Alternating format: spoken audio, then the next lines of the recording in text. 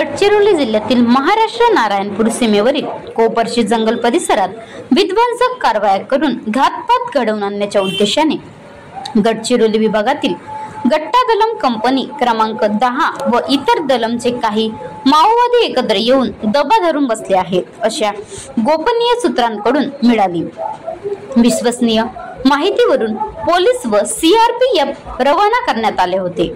अवघड जंगल परिसर व प्रतिकूल हवामानाचा सामना करत सतत सुरू असलेल्या पावसादरम्यान सलग 2 दिवस अभियान राबवून पोलीस पथके सदर जंगल परिसरात पोहोचली।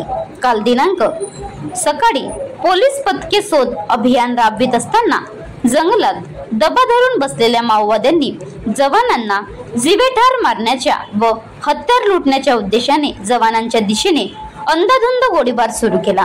त्यावेळी जवानांनी प्रत्युत्तर दाखल व संरक्षणासाठी माओवाद्यांच्या दिशेने गोळीबार केला। पोलिसांचा वाढता दबाव पाहून माओवाद्यांनी घनदाट जंगलाचा फायदा घेत घटनास्थळावरून पळ काढला।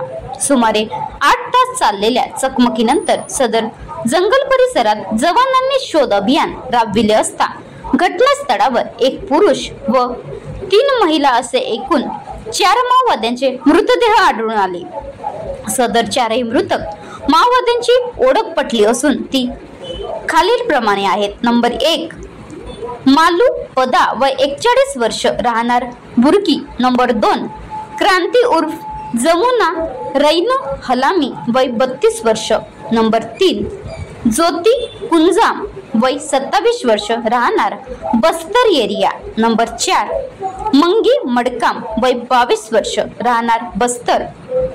वरील मृतक माओवाद्यांवर चकमक जाडपोड व खून इत्यादी गुन्हे दाखल करण्यात आले आहेत। यासोबतच सदर घटनास्थळावरून एक SLR 2 इन्सास व एक 303 रायफल असे एकूण 4 अग्निशस्त्र एकूण 92 नग जिवंत काडतूस 3 वॉकी-टॉकी माओवादी साहित्य व इतर दैनंदिन वापराचे साहित्य हस्तगत करण्यात आले।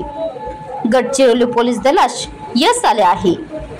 Maharashtra live news reporter Umesh Gajalpindiwar, taluka प्रतिनिधी गडचिरोली।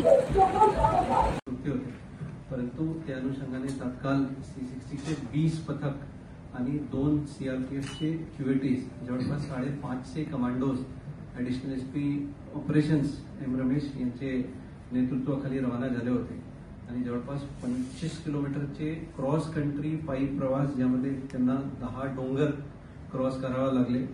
त्यानंतर ते 27 चे सकाळी तिथे जे कॅम्पचे स्पॉट होतं तिथे पोहोचले।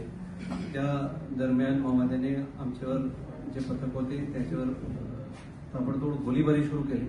त्यांचे आम्ही चोख प्रत्युत्तर दिले आणि जवळपास 8 तासाचे जास्त पेक्षा चाललेले चकमकीमध्ये एरिया सर्चमध्ये आम्हाला 4 माओवाद्यांचे मृतदेह सापडले तिथे, ज्यामध्ये 3 महिला आणि 1 पुरुष यांचे समावेश आहे। आणि 25/8/2025 रोजी गडचिरोली पोलिसांना खात्रीशीर गोपनीय माहिती भेटली होती की भामरागड तालुक्यामध्ये कोपरशी जंगल परिसरात गट्टा दलम कंपनी नंबर 10 आणि इतर माओवादी फॉर्मेशन यांनी एक कॅम्प लावलेला आहे आणि तिथे त्यांचे मोठा घातपात करण्याचे कट रचण्याची ते सुरू आहे। आणि त्या अनुषंगाने गडचिरोली पोलिसांनी 25 तारखेचे संध्याकाळी ते additional SP operations M Ramesh यांच्या नेतृत्वाखाली 20 C60 पार्टी आणि 2 CRPF चे क्यूएटीज यांचे अभियान लॉन्च केले होते आणि जवळपास 25 किलोमीटरचे पायी प्रवास आणि क्रॉस कंट्री पायी प्रवास नंतर काल जेव्हा एरिया सर्च आमचे पार्टीज करत होते तर त्यावेळी ते कॅम्पमध्ये बसले माओवाद्यांनी अंधाधुंद गोळीबारी गडचिरोली पोलीस दलांचे कमांडोजवर केले।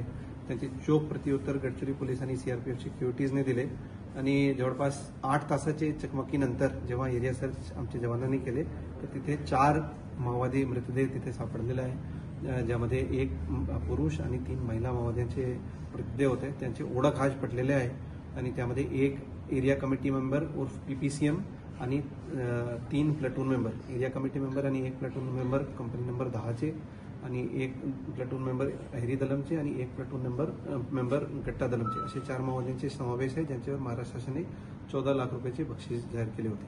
प्रथमदा असे झाले आहे की कंपनी नंबर 10 जे गडचिरोलीचे डिव्हिजनचे एक पोटेंट आर्म्ड फॉर्मेशन्स होत्या, त्यांचे विरुद्ध गडचिरोली पोलिसने एक सक्सेसफुल ऑपरेशन लॉन्च केले आणि ज्यामध्ये कंपनी नंबर 10चे 2 काडरचे खात्मा केले आणि इतर 2 जणांचे 2 काडरचे खात्मा करण्यात आले. हिंदी